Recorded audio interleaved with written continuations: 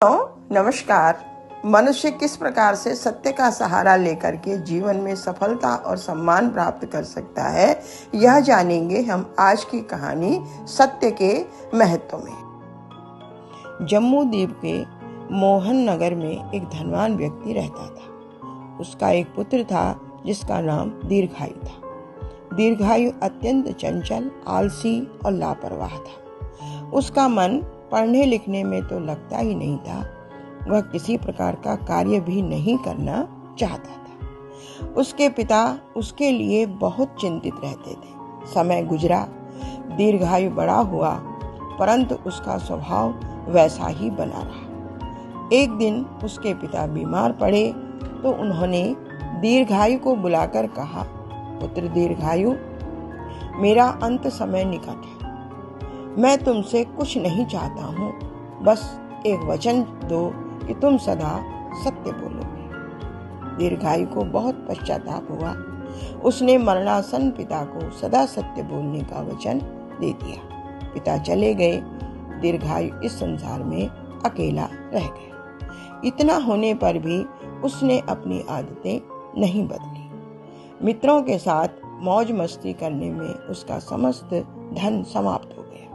मित्रों ने साथ छोड़ दिया, खाने के भी लाले पड़ गए। अब दीर्घायु विचार करने लगा कि क्या किया जाए। उसने राजा के महल में चोरी करने का विचार किया। अर्धरात्रि में वह महल के निकट पहुंचा।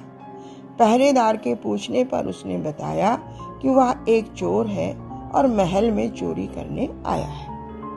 पहरेदार को लगा कि शायद यह राजा का रिश्तेदार है और उसके द्वारा पूछने पर क्रोध में आकर ऐसा कह रहा है। उसने उसे जाने दिया।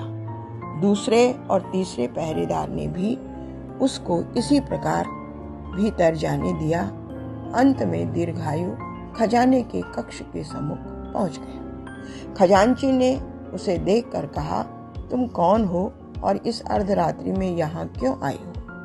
दीर्घायु बोला, मैं एक चोर हूँ और खजाने में चोरी करने आया हूँ। खजांची ने भी पहरेदारों की भांति ही सोचा कि संभवतः राजा ने ही इन्हें भेजा हो। पूछे जाने पर यह व्यक्ति क्रोध में इस प्रकार की बात कर रहा है, इसलिए उसने भी उसे खजाने में जाने दिया। दीर्घायु ने अंदर जाकर सबसे बड़ा संदूक उठाया और सिर पर रखकर चल दिया। किसी ने भी रोका नहीं और दीर्घायु अपने घर पहुंच गया।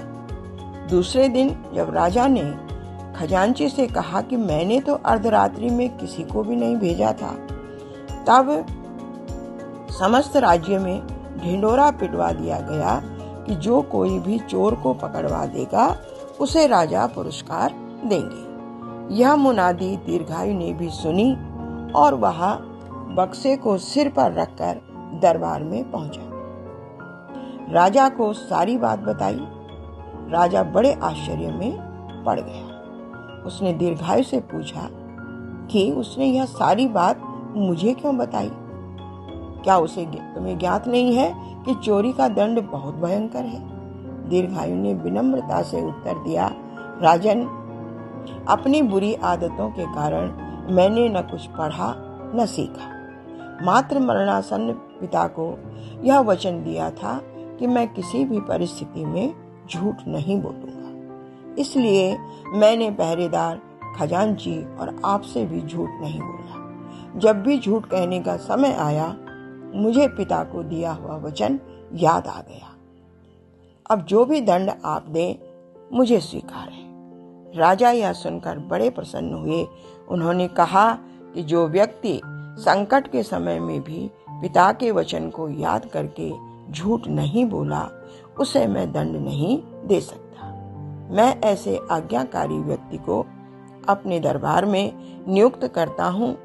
जैसे दीर्घायु के दिन फिरे, वैसे सबके दिन फिरे। मित्रों, यह है सत्य की शक्ति, जो सफलता के साथ साथ व्यक्ति को सम्मान भी दिलाती है।